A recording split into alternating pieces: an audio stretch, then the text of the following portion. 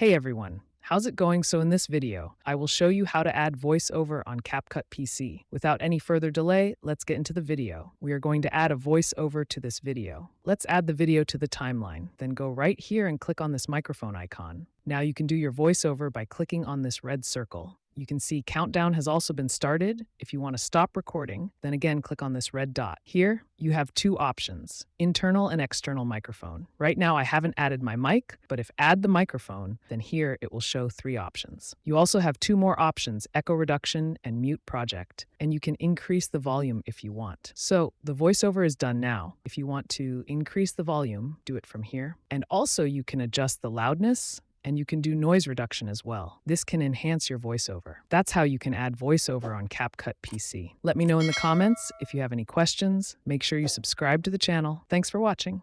I know you told your friend you're not okay, and tell me what